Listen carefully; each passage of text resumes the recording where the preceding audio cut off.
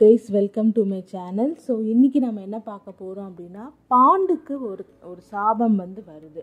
So அந்த சாபத்தாலே அவர் இறந்தும் போயிடுவார் சீக்கிரமாகவே. அந்த சாபம் யாரால் வருது அப்படிங்கிறது தான் நம்ம இந்த சாப்டரில் பார்க்க போகிறோம். பாண்டு நல்ல ஆட்சி புரிந்து நிறைய நாடுகள் எல்லாமே ஜெயிச்சிருப்பார். அதுலேருந்து நிறைய பொற்காசுகள் அதே மாதிரி நிறைய அவருக்கு கிடச்சிருக்கும் செல்வங்கள்.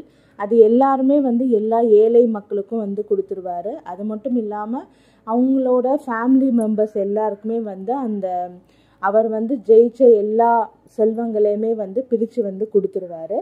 அதுக்கப்புறம் சிறிது நாட்கள் ஓய்வெடுக்கலாம் அப்படின்னு சொல்லிட்டு அவர் என்ன நினைக்கிறாரு அப்படின்னா, அவருடைய மனைவிகளான குந்தி மற்றும் மாத்திரை 2 பேரையும் கூட்டிட்டு கொஞ்ச நாள் போய் காட்டில் போய் வாழலாம் அப்படிங்கிற மாதிரி அவர் முடிவெடுக்கிறாரு. பாண்டு, குந்தி, மாத்திரை 3 பேருமே என்ன பண்ணுறாங்க அப்படின்னா, கொஞ்ச நாளில் காட்டில் போய் வாழலாம் அப்படின்னு சொல்லிட்டு காட்டுக்கு போகிறாங்க.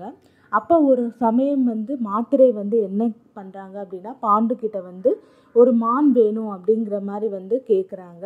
அதுக்கு பாண்டு மானை தேடி காட்டு ஃபுல்லாக அலைஞ்சிட்ருக்காரு.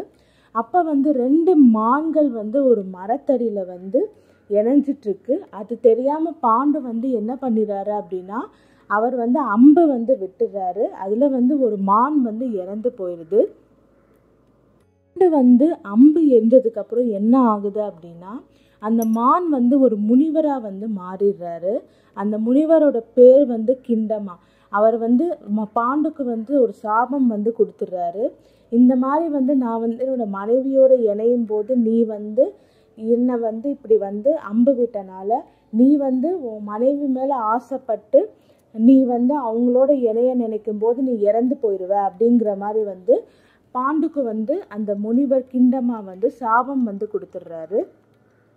ஒரு சாபம் வந்ததுக்கப்புறம் பாண்டுக்கு திரும்ப அரசாள்றதே பிடிக்கல. அவர் என்ன சொல்கிறாரு அப்படின்னா, குந்திக்கிட்டையும் மாத்திரைக்கிட்டையும் நான் துறவியாக போகிறேன், காட்டுக்கு போகிறேன் அப்படிங்கிற மாதிரி அவர் சொல்லிடுறாரு. நீங்கள் வேணும் அப்படின்னா மறுமணம் கூட பண்ணிக்கோங்க அப்படிங்கிற மாதிரி பாண்டு சொல்கிறாரு. அதுக்கு குந்தியும் மாத்திரையும் என்ன சொல்கிறாங்க அப்படின்னா, நீங்கள் காட்டுக்கு போங்க, துறவியாக வாழுங்க, சாஸ்திரத்தில் மனைவியையும் கூட்டிகிட்டு போகலாம் அப்படிங்கிற மாதிரி தான் இருக்குது. நீங்கள் எங்கே போனாலும் நாங்களும் உங்கள் கூட தான் வருவோம், இல்லாட்டி நாங்கள் இப்போவே இறந்து போயிடுவோம் அப்படின்னு சொல்லிட்டு குந்தியும் மாத்திரையும் சொல்கிறாங்க.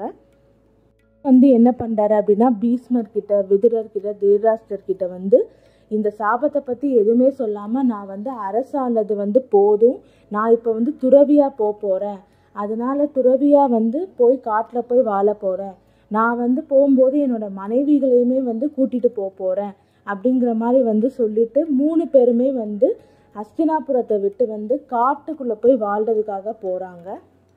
சாப்டரில் நம்ம பாண்டுக்கு என்ன சாபம் வந்துச்சு, யாரால் வந்துச்சு அப்படிங்கிறத பார்த்துட்டோம். அடுத்த சாப்டரில் பாண்டவர்கள் எப்படி பிறக்கிறாங்க அப்படிங்கிறத பற்றி பார்க்கலாம். தொடர்ந்து மகாபாரத கதையை கேட்குறதுக்கு என்னோடய சேனலை லைக் பண்ணுங்கள், கமெண்ட் பண்ணுங்கள், சப்ஸ்கிரைப் பண்ணுங்கள்.